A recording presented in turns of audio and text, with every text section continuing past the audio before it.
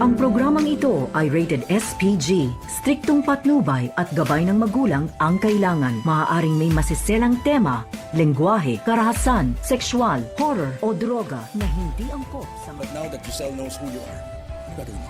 Wala. Dahil matagal ko na siyang pinatay sa isip ko. Narito na nga ang ating pakabangan ngayong Lunes sa abot kamay na pangarap. Kinausap nga agad ni Eric itong si Justin at dito na sinabi na ngayon nga ay alam na daw di umano ni Giselle ang tunay niyang pagkatao, ano daw ang gagawin dito ni Justin. At ang sagot naman dito sa kanyang ama ay sinabi niya dito na nakakalimutan na daw niya sa isipan itong kanyang ina dahil hindi daw niya ito mapapatawa dahil sa pang-iwan nga sa kanya noon at nagawa ngang ipinamigay ni Giselle itong kanyang anak. Subalit ay may rason naman pala itong si Giselle nang makausap niya ng masinsinan itong si Justin ay humingi naman siya ng tawa dito at sinabi dito kay Justin na hindi niya alam na buhay pa pala itong kanyang anak dahil itinago daw pala ito ni Eric sa kanya at pinaniwala itong si Giselle na matagal nang nawala itong kanyang anak. Kaya dito naman napaiyak itong si Justin na niyakap ang kanyang ina at sa hindi nagtagal ay pinapatawad na rin naman dito ni Justin ito ngang si Giselle. Sa kabilang banda, gusto naman na mangyari ngayon ni Giselle na ito nga ang ihirangin bilang co-owner itong si Justin ng Apex Hospital pangsamantala na hindi pa bumabalik itong mga alaala ni RJ at hindi pa nakarecover at nagkamalay itong si Don Pepe. Kaya agad naman na pumayag itong si Justin sa gustong mangyari dito ni Giselle.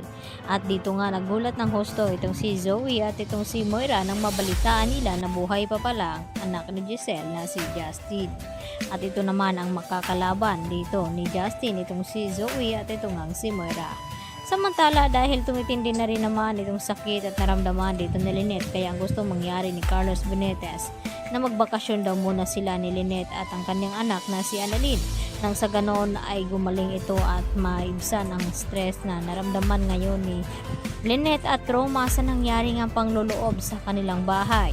At dito nagpasya itong si Annalyn na sama ang kanyang ina papuntang Japan at dito naman nag-enjoy itong dalawa at sumunod naman itong si Doc Lyndon Javier at itong si RJ kasama na dito itong si Zoe at itong si Moira. At sa hindi inasahan ay namasyal nga itong si Lynette at Annalyn ay dito naman napansin ni Annalyn itong gloves na naiwan sa lamesa at dito niya sinabi kay Lynette na naiwan daw ng babaeng iyon na mabilis umalis at hinabol naman ni Annalyn ang babaeng iyon. At sa hindi inasahan ay kinagulat naman ni Annalyn nang makita at kung sino ang babaeng nakaiwan ng gloves na iyon ay walang iba kundi itong si Moira. Yun pala ay makipagkita itong si Moira dito nga kay Carlos Benitez upang pag-usapan ang kanilang plano laban dito kay Don Pepe ng kung magkakamali na nga ito at kung anong hakbang na ngayon nga ay alam na ni Moira at Zoe na may isa pang tagapagmana pala itong si Don Pepe at walang iba kundi itong anak ni Giselle na si Justin at malaking balaki daw ito sa kanilang mga plano at hadlang kaya kinakailangan na magawan daw nila ito ng paraan.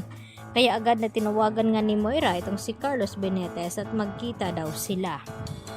At magugulat naman itong si Lynette at Annalyn na pati ba naman dito sa Japan ay magawa silang sundan dito ni Moira at ni Zoe.